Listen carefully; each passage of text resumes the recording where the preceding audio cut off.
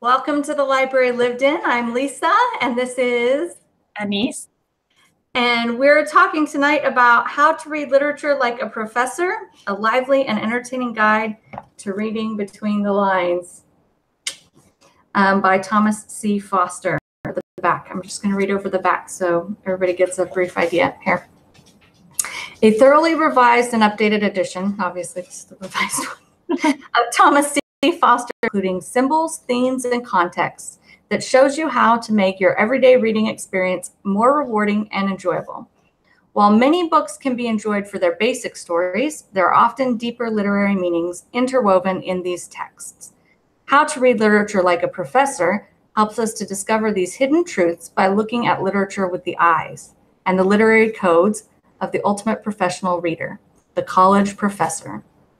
What does it mean when a literary hero travels along a dusty road, when he hands a drink to his companion, or when he's drenched in a sudden rain shower? Ranging from major themes to literary models, narrative devices, and form, Thomas C. Foster provides us with a broad overview of literature. A world where a road leads to a quest, a shared meal may signify a communion, and rain, whether cleansing or destructive, is never just a shower, and shows us how to make our reading experience more enriching, satisfying, and fun. So just classes where we picked things apart and said, what does this mean? What does this symbol stand for? Where are we going with this?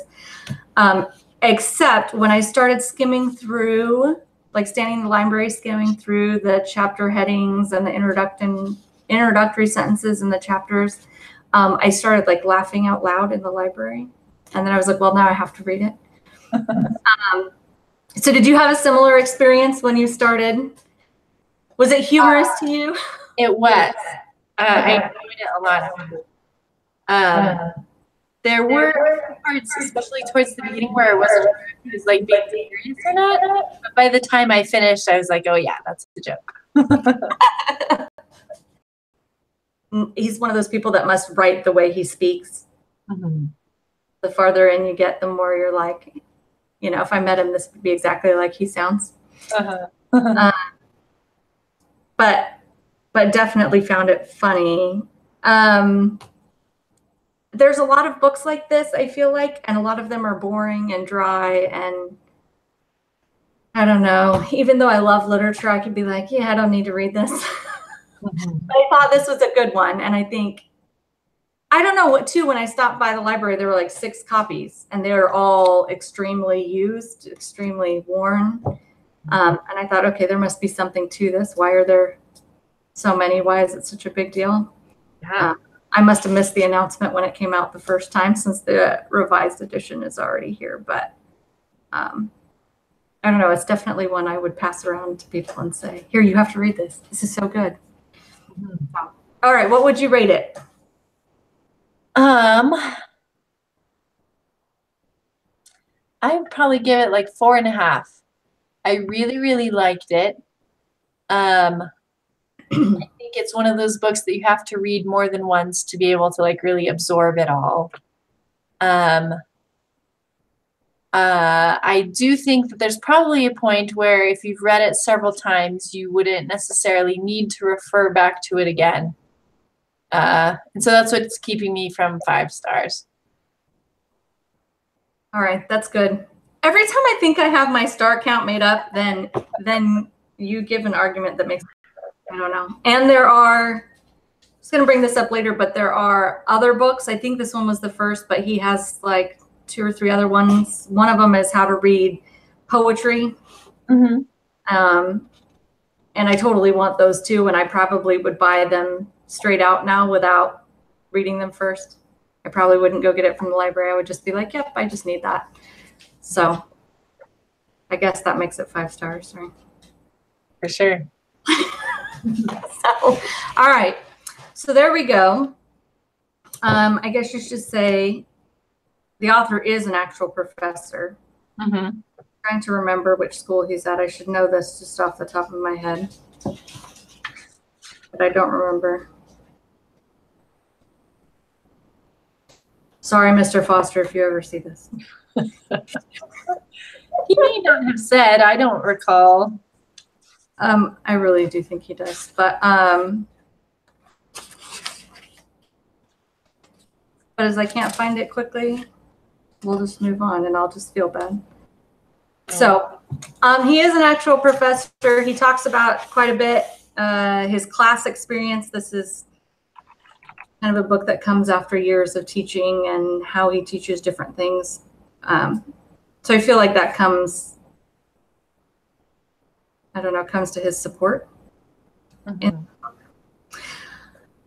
So the very first chapter, the one that made me, I don't know, one of the ones that caught my eye that like made me just say, yes, I love this, is titled, Every Trip is a Quest, Except When It's Not.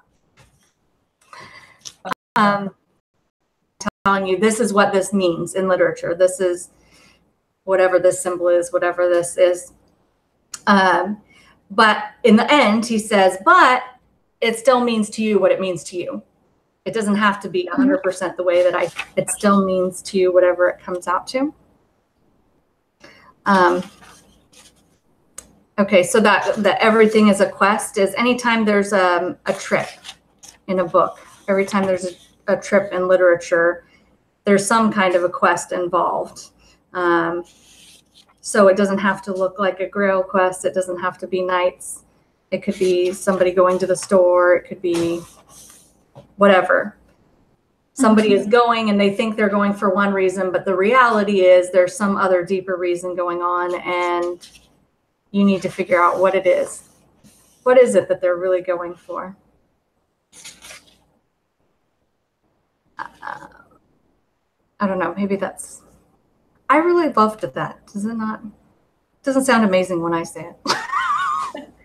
Well, I liked it also, and I think it's true. And I liked that in all of the chapters, like he has this little like title that like draws you, and you're like, oh, and you're like trying to find out what he's talking about, and then he has it like bolded, like these little catchy, like one-liner. Yes, this is what I mean. And so in this chapter, Every Trip is a Quest. It says the real reason for a quest is always self-knowledge. Yes. That's right. That's too many books. I started to do it, but then I was like, I can't, like, I'm just gonna have to do it going forward. But did you not like catch yourself doing it with your favorite books, at least? I started to think about it in relation to the next books we're going to be reading, and I got really excited because they are super like packed full of symbols and all of this. Like everything he talked about, it's all in the next books. All in the next books. I'll be in trouble. Or we're going to get a really good lot of practice. No, it's good.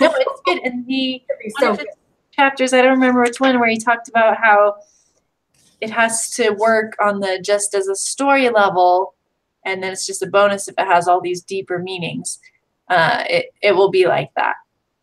Because I first read our next books, I first read the first one when I was 12. So like it works on all levels. I kind of love that. And I kind of feel like that's the difference too between literature and plot-driven books. Am I allowed to say that? Novels. Is that what they would call them? Well, because I think some novels can cross the line to literature. Oh, I agree. I just mean, I think that's the term. Yeah. Like they're always like, they're like, oh, you're reading a novel. Don't waste your life reading novels. People do say that a lot. I'm thinking like a lot of, like I'm not a very big fan. It takes me a lot to read a plot-driven books. And then once I've read them, I'm done. Like I don't need to read them ever again because I already know what's going to happen. But character-driven things, or things that I feel are true literature that have all these layers of symbol and meaning and everything built into them, I feel like you can read over and over and over again, because every time you read it, you pull something else out and you're in a different place in your life. And so maybe you understand more things or you bring more to it. But the author has layered so much into it that it's worth reading again and again. And yes, not crappy novels, but true literature.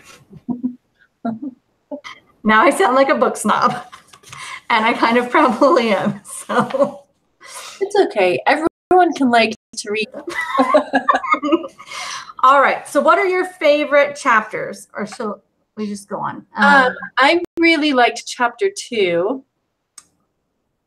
Acts of Communion. Nice to eat with you. Acts of Communion.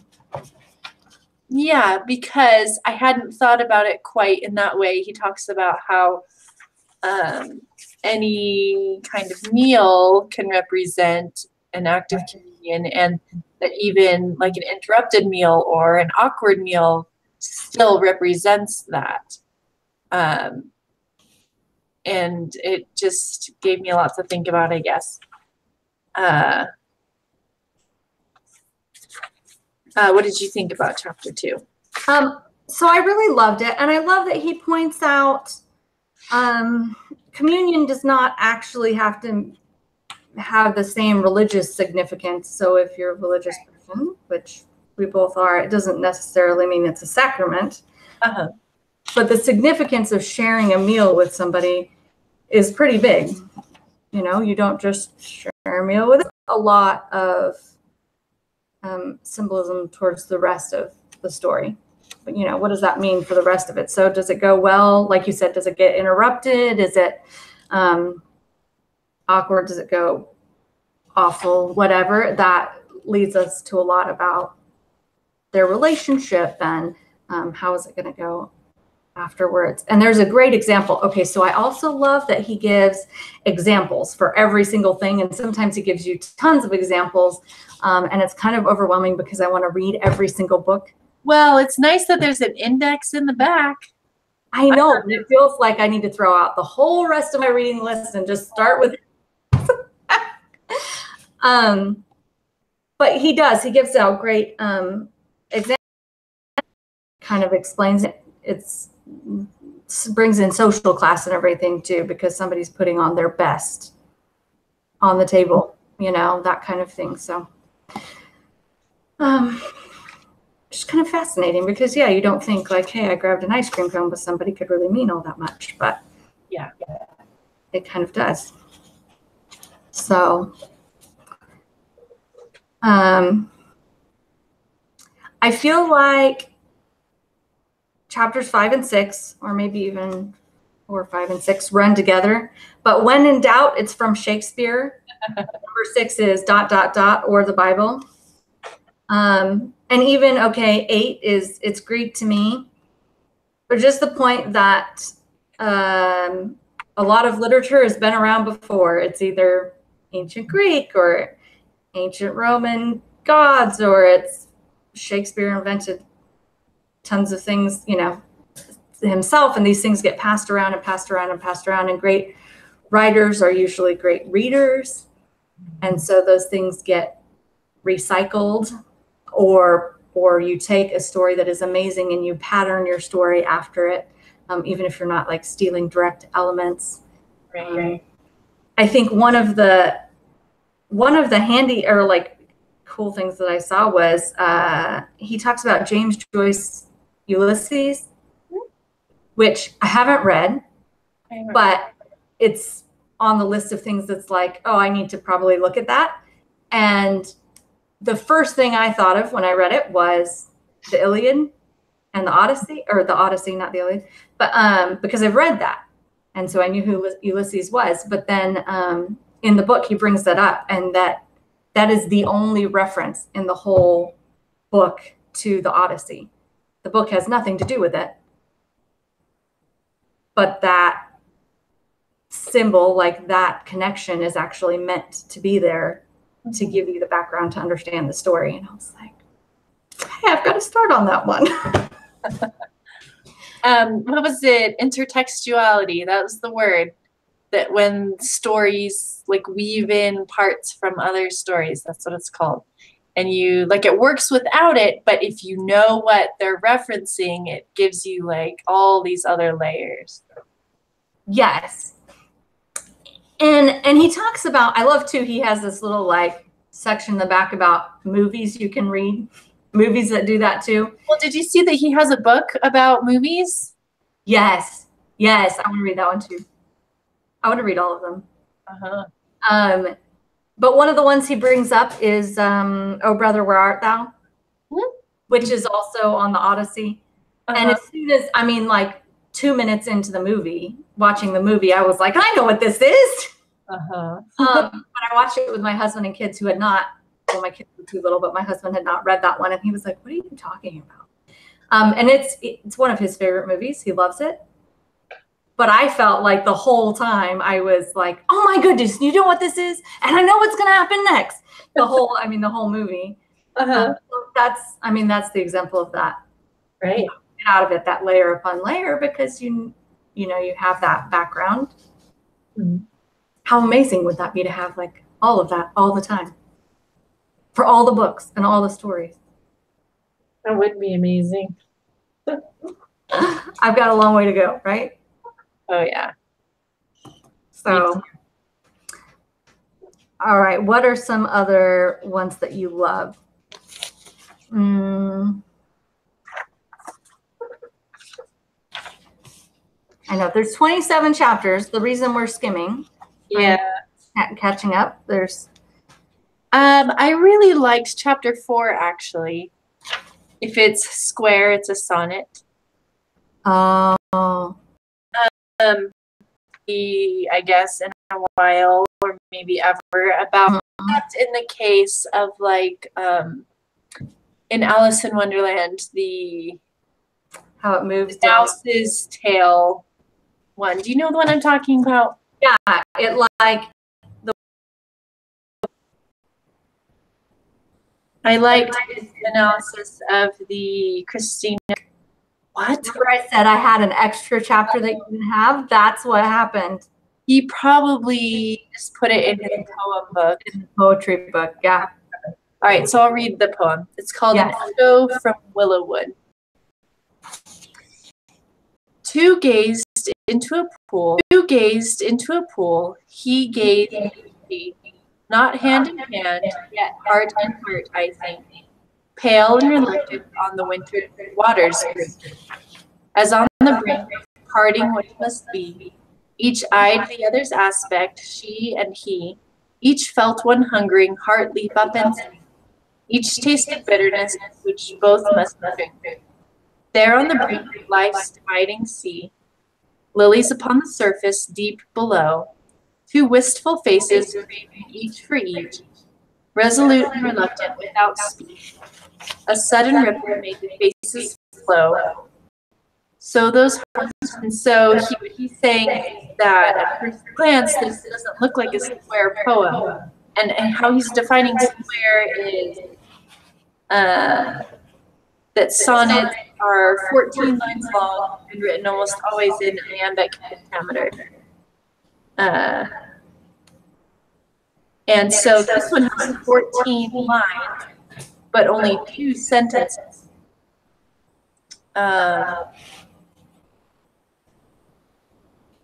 And that poems are arranged in lines but written in sentences. And then it talks a lot about how she constructed her sentences to carry the meaning that she was trying to express but still fit within the form that she chose. And so she says, he says, she creates a static picture of 2 lovers on the verge of an event. Everything in it points to the imminence of their party. 3 times the word bring, which suggests how close to the edge of something 2 lovers are. And yet, with all their trepidation, full of hungering and bitterness, their surface, like that of the water, is placid. Inside, their hearts may leap up and sink, yet they show nothing, since they look not at each other, but at each other's aspect, at the reflection of the beloved in the water rather than the beloved's person. And then he goes on and talks about how this reminds him of the myth of Narcissus, who, falling in love with his reflection in the water, attempted to join it and so drowned. And then actually he goes on talking about it for a long time. I do remember, yeah. Or about the structure, I guess. Yeah. It's fascinating, and reading that bit made me think, I definitely want to have authority. But I'm fascinated by how particular and choosy you have to be when you're writing it, because the form makes you choose very carefully and specifically exactly what you want to say and what you mean. You can't just go on and on for however many pages and words and so on until you get around to saying what you want to say. Like, you sometimes just have those couple lines and those couple words to get it right and to get somebody to know exactly what it is you're feeling and what you're meaning. And if a poet does it, just right, it can just change the way people see things, affect them very deeply. So, and there's an art to that. So, I don't know. It's quite interesting. It really is. It is. So, well, thanks for reading that out.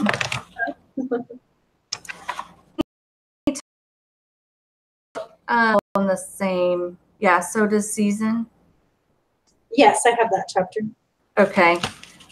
So I felt like they overlapped a little bit, but I like that too. Like, it's never coincidental.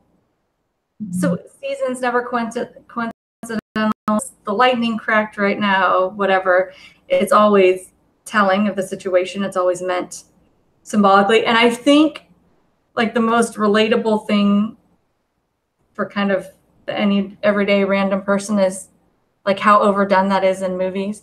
Like, rain has become such a thing that now it's done humorously, where you go from the perfect sunshine and then like the lightning crack and the rain, and then everybody looks around awkwardly and laughs about it, but it's symbolically there for a purpose, right? So some of the things that we talked about is like, he talks about is like, what does it mean? What does it mean to have the rain or the snow or these different things? And they can mean they can mean opposing things. You have to figure it out in terms of what you're reading, the piece you're reading, right?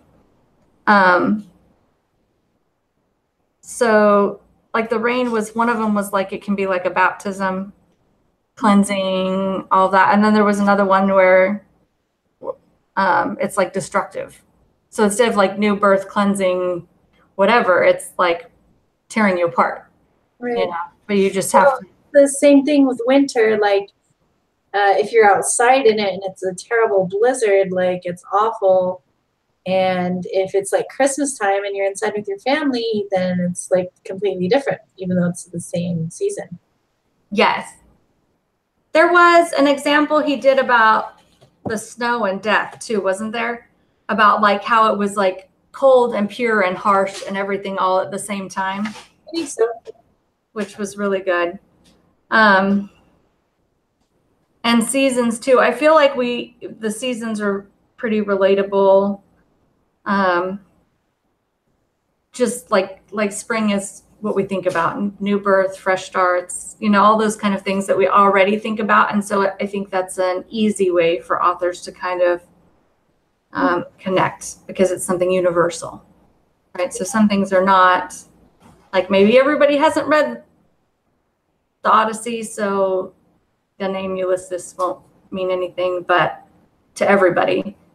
But everybody's been through a spring, I guess, unless you live in Florida. The spring.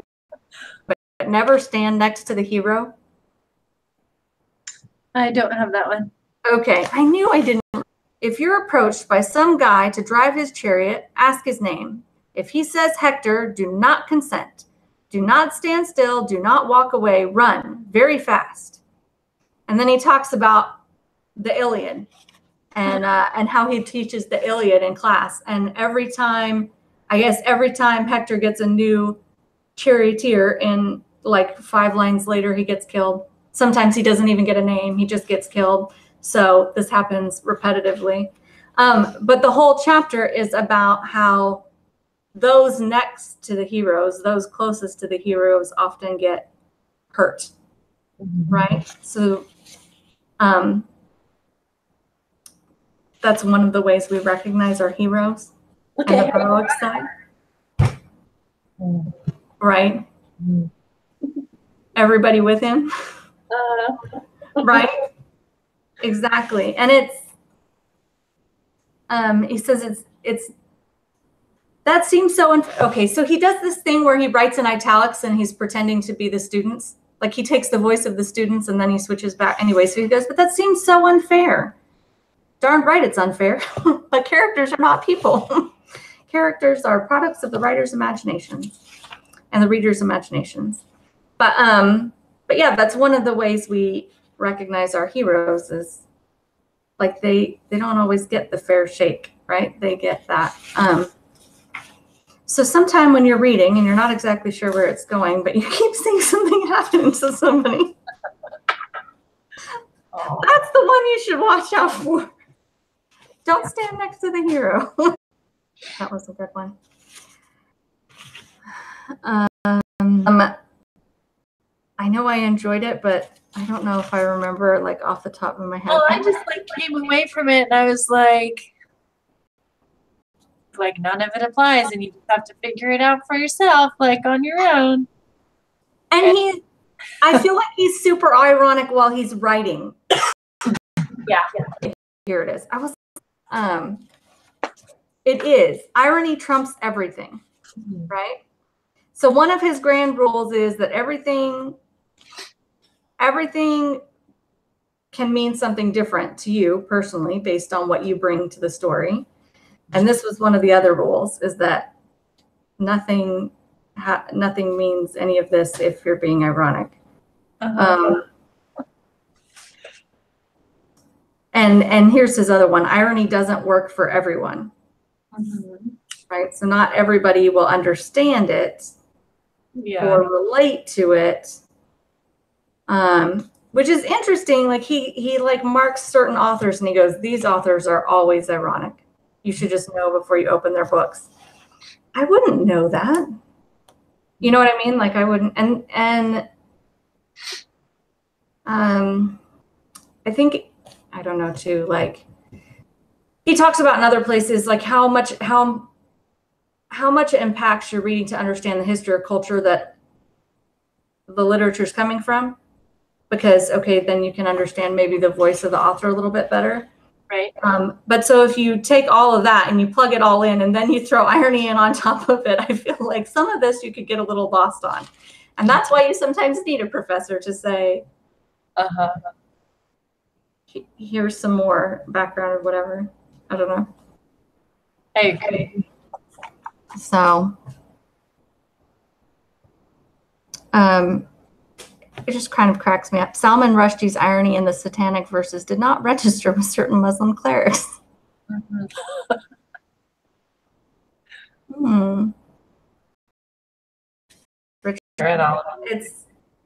I should have read them all because it was for a class. I read some of.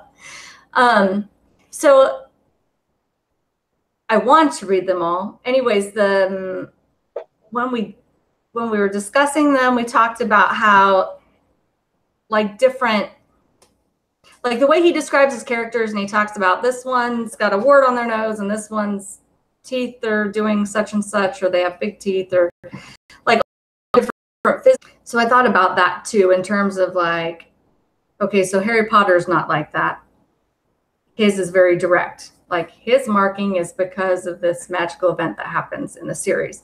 But some of the other things that happen in other books, these markings, like, are some of them things that we would only understand in terms of the time, or that we would understand better in the terms of the time. Like Quasimodo being a hunchback, we have a better understanding if we stop and look at the history and the time period and how that like was understood. Yeah. So I don't know. I felt like that's one of those things I needed a cheat sheet for when I go back for the Canterbury Tales. Is, I don't know, the little annotated version. It's a lot of stuff to remember. Yeah. How about it's never just heart disease and rarely just illness? Mm-hmm. I probably haven't given a lot of thought. And the way they died. This is the chapter where it says the whole thing about tuberculosis, right? Mm-hmm. I think so. No? Yeah. Not all diseases are created equal. A literary disease should be picturesque, and mysterious and symbolic. Mm-hmm. And he was saying we've lost that, which I thought was really interesting in the now in consumption or whatever, and have it be as picturesque as it was. Although I don't know, it's in today's time, I feel like it's hard to say that and have it be picturesque at all. But he does make a case for that. Like, it makes you pale and beautiful, and I don't know. Maybe you should. It still sounds awful when you say it.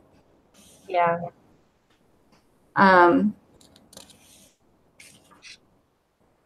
But yeah, symbolic. So if somebody dies of heart disease, it's really a matter of the heart, right? It's not. Yeah. So what does that mean if they die of a brain tumor? I don't know. I'm going to overanalyze everything I ever read now, right? The author's going to be like, I just wanted them to die. They were in the way. I have, you know who he is? I do. Okay. Sorry. Just, and if you look up any of his stuff online, he's hysterical. Mm-hmm. Like, what is that site? Tumblr. Apparently he's a huge person on Tumblr, and he's quite funny about it. And him and his brother do a YouTube thing together. And they're just, I don't know, like just seeing that stuff, I'm like, I've got to read this guy. Even if his books didn't look good. He quotes Shakespeare. Huh? He quotes Shakespeare. He does. And I think he's a giant supportive of people being who they are, and just a lot of common sense sort of stuff, you know? But he, like his book that kind of hit big first is I can picture the cover now and I can't, but she dies, or they both die? She dies. Maybe they both die. Both have cancer, because that's how they meet, I think. Yeah. I think she dies. See, that's why I haven't read it yet, because I don't want to cry. Yeah. And I will cry. And I think his books are also known for doing that. But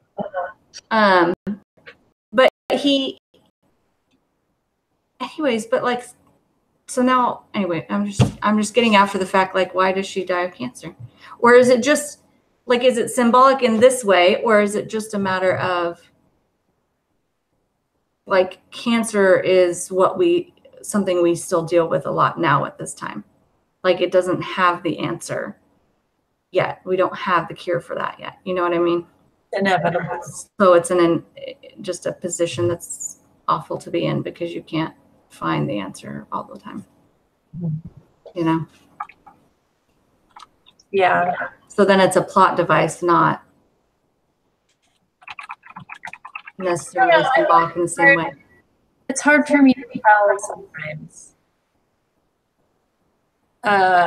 Maybe after 25 more years of doing this, we'll have it down. Yeah. Let's see.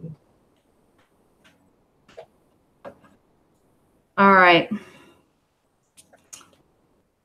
Any other favorites? Let's see. I liked the Geography Matters chapter because I could definitely see that why so many authors would have traveling south be like a less inhibited place or a place where they discover things or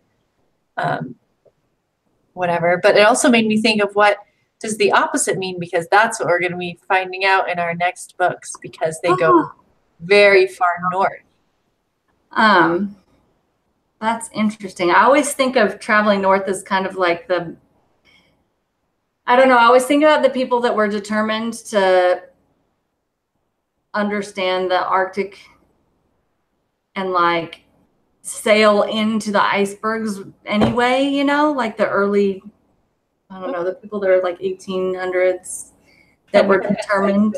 Yes. And I was like, what are you, just crazy? What are you doing? Anyways, but there's a certain kind of adventure that's made for that. You know, they just have a drive in them and a curiosity and a determination that other people don't have. Other people are like, you're crazy. What are you doing? You know, I don't know, but we'll have to think on that. What does it mean? I really like, so some things in that chapter I thought about before, in that certain stories suit certain geographical places, right? Like the civil rights stories don't make sense outside of the South, like things like that. But as far as like traveling in a southerly direction to make more free choices or things like that, I've never thought about that before ever. I was like, oh, that makes sense. Yeah. And it really does suit, I think, sort of culturally too. I think especially, well, I've always kind of been drawn towards stories set in the British colonial era, where it's these British people that are going out to these colonies that are technically part of their country, but they're so different, and the experiences they have there. And I've always enjoyed reading and watching adaptations of those stories. So I appreciated that was addressed in here, especially A Passage to India. I think I've only seen the movie version. I haven't read the book. But I liked that particular era and what too, like what you're saying, because Great Britain Great Britain at the time was, to a degree, I think, stuffy and very proper, and you had to do everything a certain way. And I think that people that got out of that into these other cultures got a chance to experience something different, even if they, like, still to a degree had to maintain their Englishness, right? You know, got to experience something else. So yeah, I was trying to make a list of like all the ones I've seen or read about it, and there's a lot. There are too many. So the ones that came to mind were A Passage to India, for sure. The Four Feathers. Oh, that's so good. It's so good. I love that one. What else? The Painted Veil. I don't know that one. That one is set in China. Empire of the Sun is later, but still applies, I think, because they're British. The father's like a British consulate that's in China when World War II happens. Like the Japanese are invading, and that's a really good one. What else? There was another one. I can't remember anymore, but there are a lot. Jungle Book and A Little Princess. Oh yeah, A Little Princess. That's what I was thinking of. And I think something else that's also interesting that I've seen more in like episodes of BBC shows that I've seen is like there's always someone who has been living in India for like years and years and years, and then they come back and like it's impossible for them to fit back in. Yeah. And like we usually end up going crazy and like all this stuff happens, and I'm just like wondering, like, is this a good thing or a bad thing? It's just a thing, maybe. The point, have you seen or read The Best Exotic Marigold? Yes. Is that not on point for what we're talking about, though? Mm-hmm. Just the modern day. I really want to read that one. I haven't read it yet. And I haven't seen the sequel. I don't think there's a book with the sequel. I think they just made the film. But I love the film. But I don't think you loved the film, did you? You're just trying to remember. So I watched it when we were flying to Japan. Oh, okay. Like we've been stuck in hotels for like 5 days. I don't think I fell asleep during it, but I may not have been paying close attention. Maybe you weren't fully awake either. Maybe you have to watch it when you're awake. Yeah, I do remember enjoying. And I really loved it. Really loved it. But that's it. It's people who've, well, I mean, they're all they've all hit retirement age and they're trying to figure out what to do with themselves, or their families are trying to figure out what to do with them. They're in England. And they all hit on this idea to go to this place in India, and they all find second lives, and they find that they're not too old to do anything, and their lives aren't over, and they have all these great adventures, and So heading south really does work. It does. It does. It still works now, not just in colonial Britain. So I like that we have found our own example finally for something in here.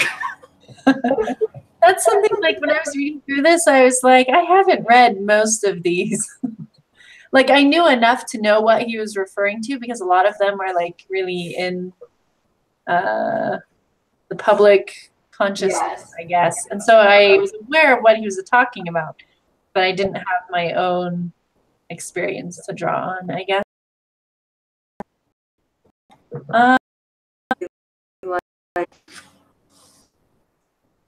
Anyway, he mentioned, Barbara Kingsolver, The Poisonwood Bible. I love that book. I love that he puts a little, like his little input after each author like Robert Frost. After apple picking, the woodpile, out, mowing. And then he says, read all of him. I can't imagine poetry without him. So after each one, he puts a little something about it, which is just beautiful because you can just tell how much passion he has for literature, how it matters, and that's, I don't know what brings me here in the first place that makes me somebody who picks up a book like this in the first place that didn't have to read it for a class, but just. I need to refill my water. I'm going to be back. Go. That I have read.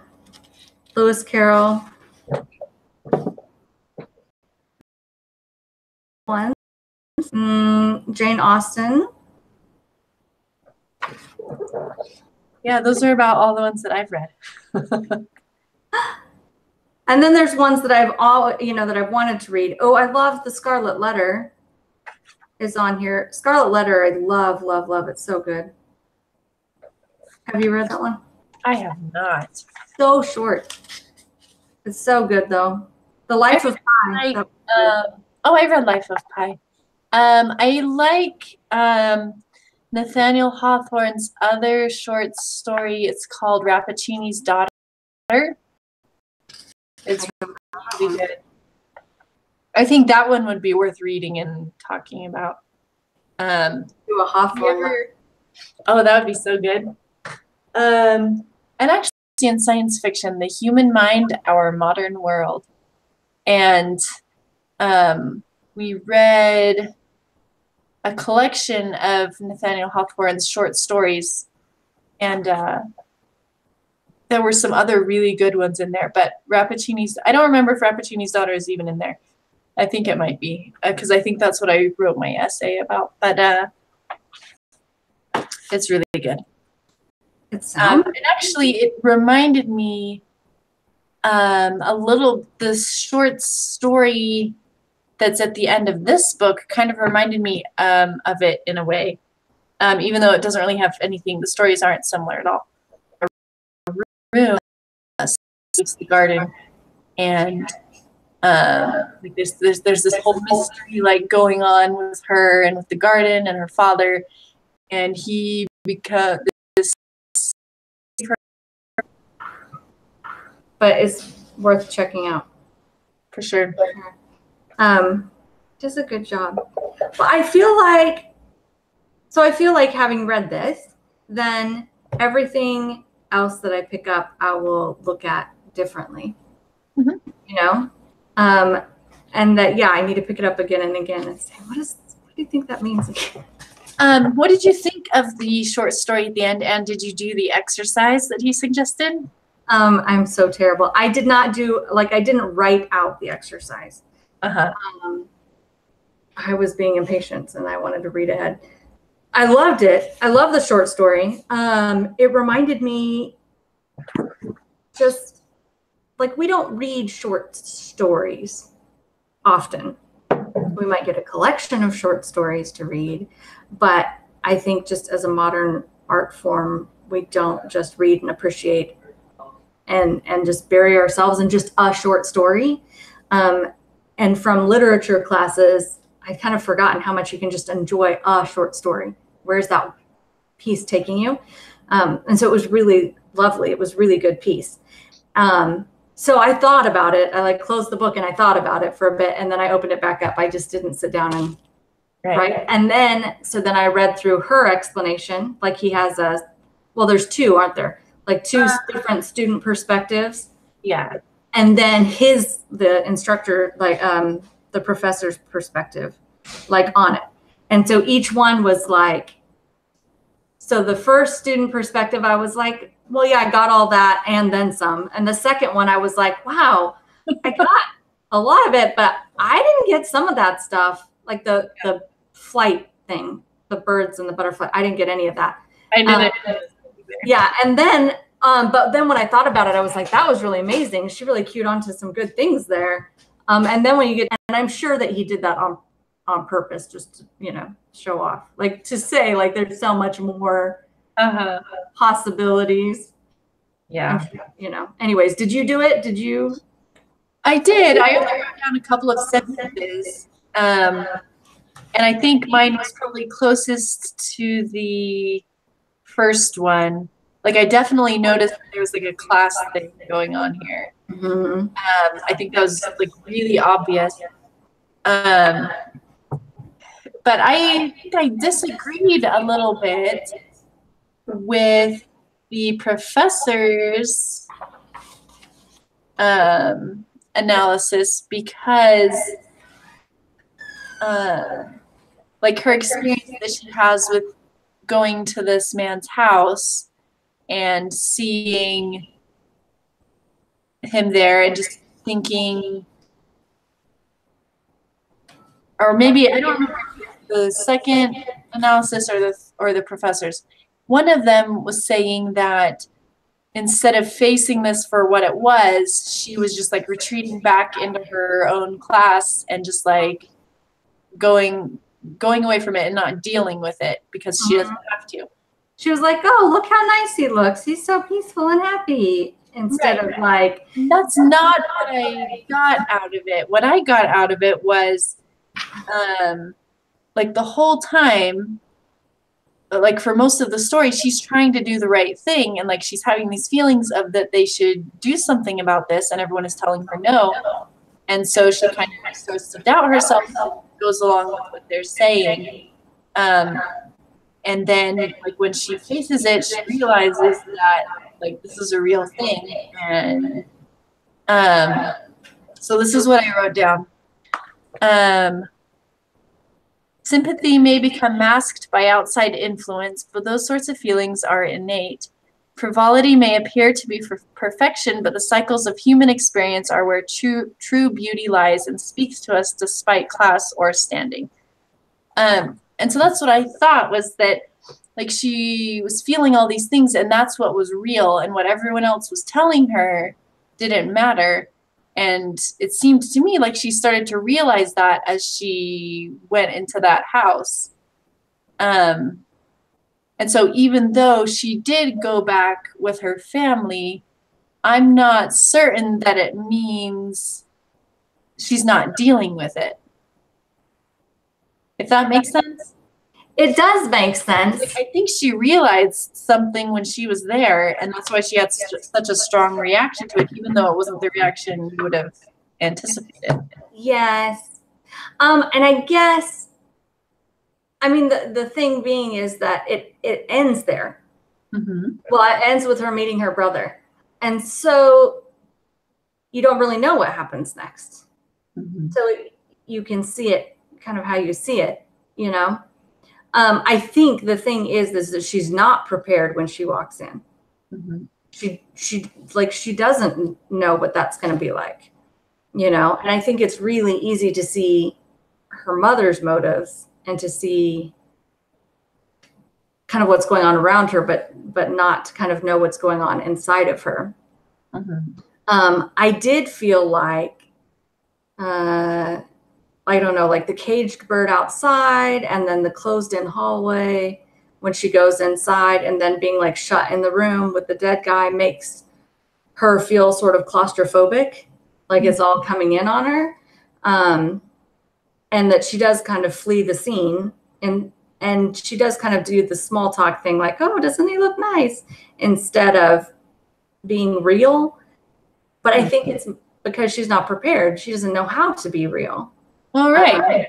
The way everyone else is acting is like, this is no big deal. Because it's normal for them. Uh-huh. Because when you live on the other side of the tracks, death is a normal part of your life. Mm-hmm. But for her, it's not. So I guess I could kind of see, I don't know, it's the second student, I think, that explains that she's not dealing. Mm-hmm. And that she's just going to go back to the mother. But I think it's just a point of like, how do you see it? Like, I don't think it's clear either way, like what she's going to do. Like, I would have hope that she would go back and process it and still stand up for what she believes in, right? If she's a strong enough character that she's not going to get sucked into it. But we don't really know that much of her character because it's not been that long yet. So I did get the whole passing on of the hat thing, like as being a passing on of the power of the mother, right? And how the mother was just trying to manipulate her the whole time. Yeah. So that was in part of my, I don't know, reading of it. But I didn't get the whole bird thing until after, like the flitting of the butterflies and the freedom and everything at the beginning, and then how it becomes kind of caged towards the end. Mm-hmm. So we'll just have to practice more. I know. Well, no, it's good. It's good. And the thing is, like, it doesn't have to be seen one specific way. It's just more that you consider the different things, right? Mm-hmm. But so when the professor considers it, he starts talking about like Greek and Roman gods. He starts talking about like Persephone and Demeter and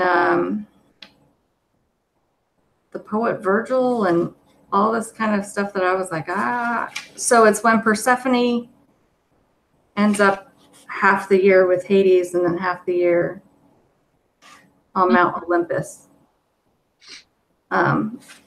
Anyways, I was like, wow, that's beyond what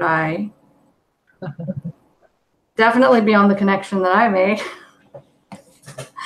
But that's that levels on levels thing. And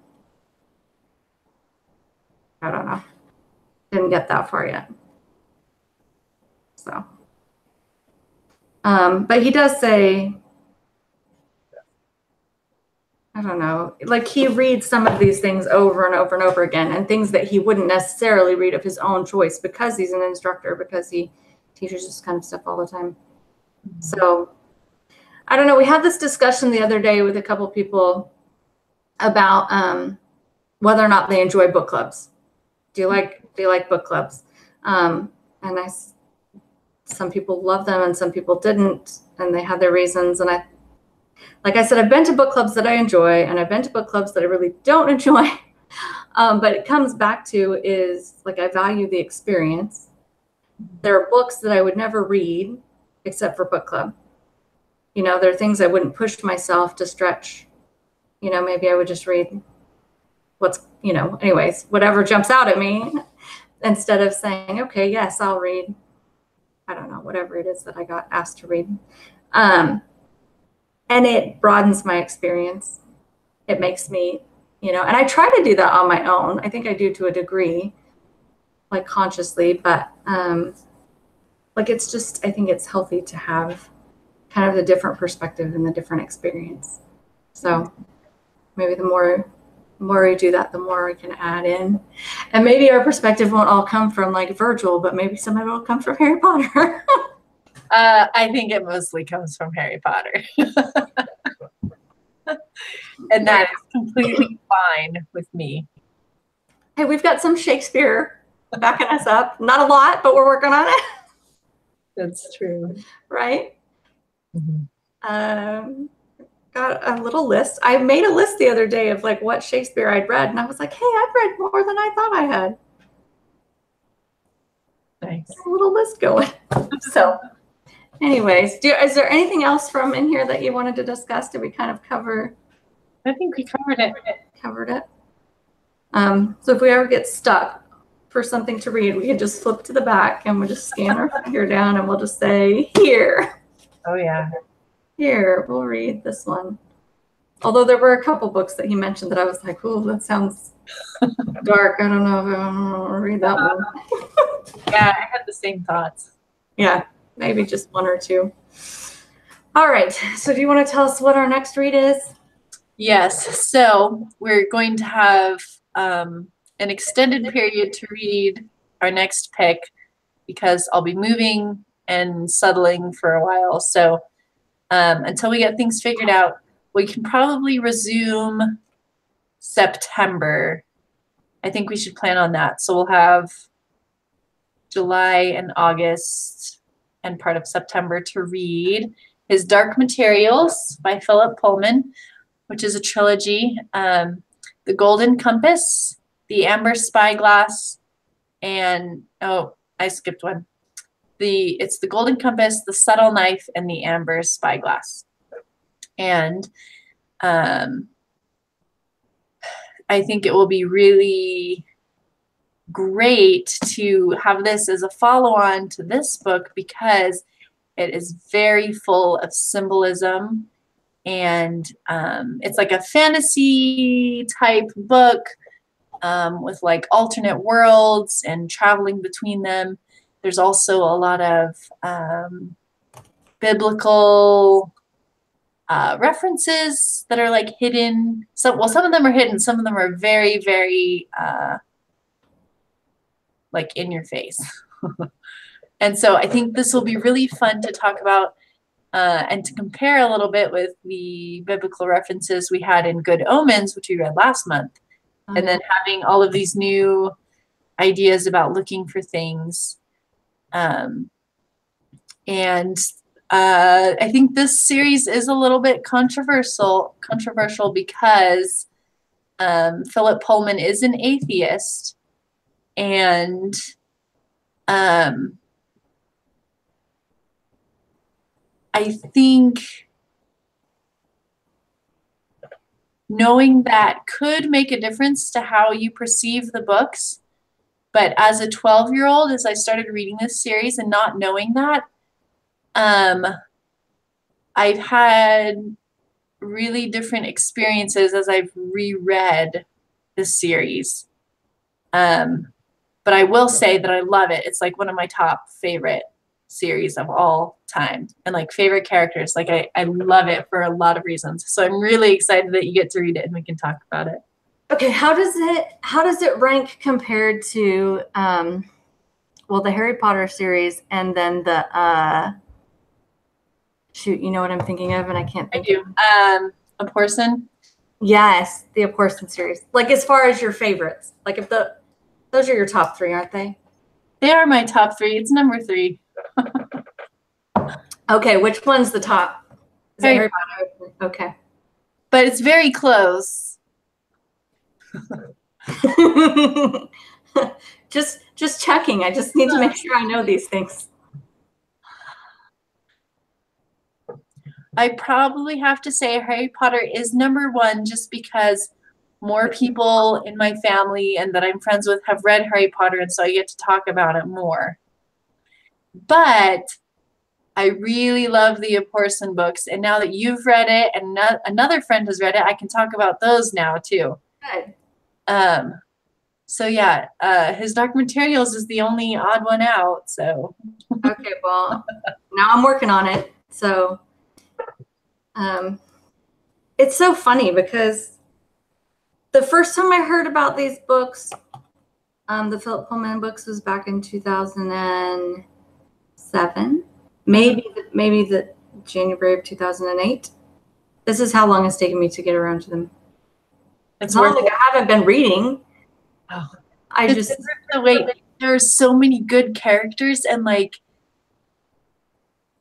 the characters are not perfect. Like sometimes you're like, whoa, like what is their motivation here? And like it's just really it gives you a lot to think about, and the way things work out. Like it's so like you really want to find out what's going to happen. You don't know if it's going to work out, and it's getting like really big, and it's they're so good, and they're making a series. They're making a series. Like a TV series.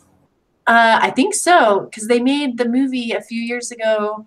I heard it didn't turn out very good. It had Daniel Craig and Nicole Kidman in it, and I watched it, and it wasn't like the book very much. So this is why it's great that they're doing a series, and Philip Pullman is helping with it. And it's really, really, really exciting. Did he get to help with the movie? I don't think so. See, this is the thing. When they just need to, like, filmmakers just need to know that authors need to be able to. Yes, it is BBC. BBC is doing it. That's why it's going to be amazing. BBC does everything better. Yeah, a big budget TV miniseries adaptation. And also, side note, the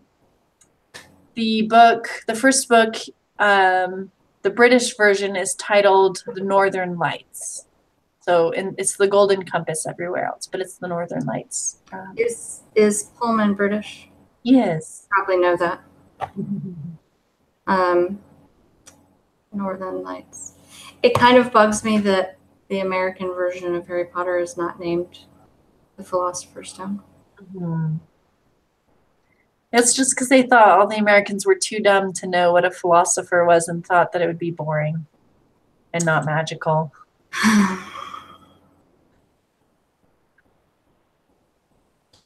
Silly Americans.